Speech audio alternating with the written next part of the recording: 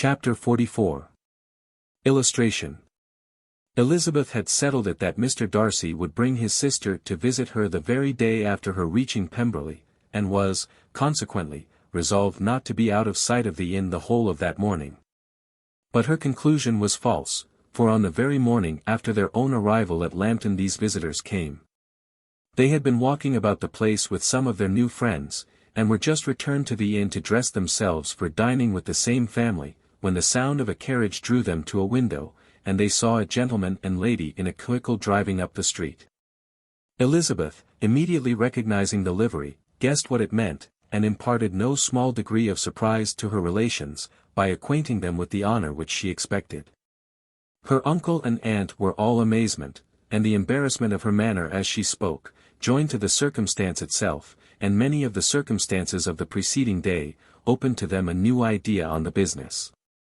Nothing had ever suggested it before, but they now felt that there was no other way of accounting for such attentions from such a quarter than by supposing a partiality for their niece. While these newly born notions were passing in their heads, the perturbation of Elizabeth's feelings was every moment increasing. She was quite amazed at her own discomposure, but, amongst other causes of disquiet, she dreaded lest the partiality of the brother should have said too much in her favor, and, more than commonly anxious to please, she naturally suspected that every power of pleasing would fail her. She retreated from the window, fearful of being seen, and as she walked up and down the room, endeavoring to compose herself, saw such looks of inquiring surprise in her uncle and aunt as made everything worse. Miss Darcy and her brother appeared, and this formidable introduction took place. With astonishment did Elizabeth see that her new acquaintance was at least as much embarrassed as herself. Since her being at Lambton, she had heard that Miss Darcy was exceedingly proud, but the observation of a very few minutes convinced her that she was only exceedingly shy. She found it difficult to obtain even a word from her beyond a monosyllable. Miss Darcy was tall, and on a larger scale than Elizabeth, and, though little more than 16, her figure was formed, and her appearance womanly and graceful. She was less handsome than her brother, but there was sense and good humor in her face, and her manners were perfectly unassuming and gentle. Elizabeth, who had expected to find in her as acute and unembarrassed an observer as ever Mr. Darcy had been, was much relieved by discerning such different feelings. They had not been long together before Darcy told her that Bingley was also coming to wait on her, and she had barely time to express her satisfaction, and prepare for such a visitor, when Bingley's quick step was heard on the stairs, and in a moment he entered the room. All Elizabeth's anger against him had been long done away, but had she still felt any, it could hardly have stood its ground against the unaffected cordiality with which he expressed himself on seeing her again. He inquired in a friendly, though general, way, after her family, and looked and spoke with the same good-humoured ease that he had ever done. To Mr. and Mrs. Gardiner he was scarcely a less interesting personage than to herself. They had long wished to see him. The whole party before them, indeed, excited a lively attention. The suspicions which had just arisen of Mr. Darcy and their niece, directed their observation towards each with an earnest, though guarded, inquiry, and they soon drew from those inquiries the full conviction that one of them at least knew what it was to love. Of the lady's sensations they remained a little in doubt, but that the gentleman was overflowing with admiration was evident enough. Elizabeth, on her side, had much to do. She wanted to ascertain the feelings of each of her visitors, she wanted to compose her own, and to make herself agreeable to all, and in the latter object, where she feared most to fail, she was most sure of success, for those to whom she endeavoured to give pleasure were prepossessed in her favour. Bingley was ready, Georgiana was eager, and Darcy determined, to be pleased. Illustration. Degree to make herself agreeable to all, plus or minus. Copyright 1894 by George Allen. In seeing Bingley, her thoughts naturally flew to her sister, and oh, how ardently did she long to know whether any of his were directed in a like manner. Sometimes she could fancy that he talked less than on former occasions, and once or twice pleased herself with the notion that, as he looked at her, he was trying to trace a resemblance. But, though this might be imaginary, she could not be deceived as to his behaviour to Miss Darcy, who had been set up as a rival to Jane. No look appeared on either side that spoke particular regard. Nothing occurred between them that could justify the hopes of his sister. On this point she was soon satisfied, and 2 or 3 little circumstances occurred ere they parted, which, in her anxious interpretation, denoted a recollection of Jane, not untinctured by tenderness, and a wish of saying more that might lead to the mention of her, had he dared. He observed to her, at a moment when the others were talking together, and in a tone which had something of real regret, that it was a very long time since he had had the pleasure of seeing her, plus or minus, and, before she could reply, he added, it is above 8 months. We have not met since the 26th of November, when we were all dancing together at Netherfield. Plus or minus.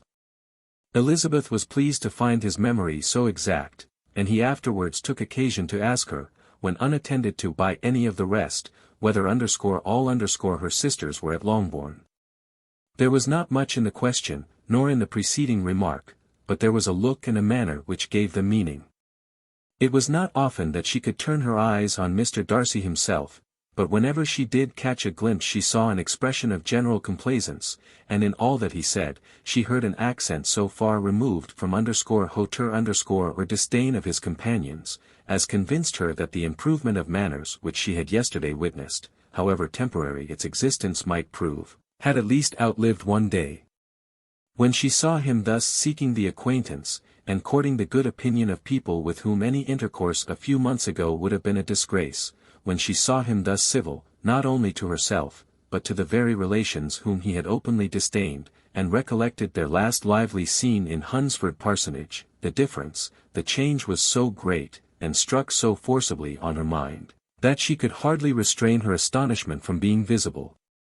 Never, even in the company of his dear friends at Netherfield, or his dignified relations at Rosings, had she seen him so desirous to please, so free from self-consequence or unbending reserve, as now, when no importance could result from the success of his endeavours, and when even the acquaintance of those to whom his attentions were addressed, would draw down the ridicule and censure of the ladies both of Netherfield and Rosings. Their visitors stayed with them above half an hour, and when they arose to depart, Mr. Darcy called on his sister to join him in expressing their wish of seeing Mr. and Mrs. Gardiner, and Miss Bennet, to dinner at Pemberley, before they left the country.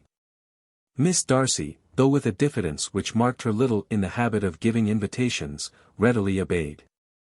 Mrs. Gardiner looked at her niece, desirous of knowing how she, whom the invitation most concerned, felt disposed as to its acceptance, but Elizabeth had turned away her head. Presuming, however, that this studied avoidance spoke rather a momentary embarrassment than any dislike of the proposal, and seeing in her husband, who was fond of society, a perfect willingness to accept it, she ventured to engage for her attendance, and the day after the next was fixed on. Bingley expressed great pleasure in the certainty of seeing Elizabeth again, having still a great deal to say to her, and many inquiries to make after all their Hertfordshire friends.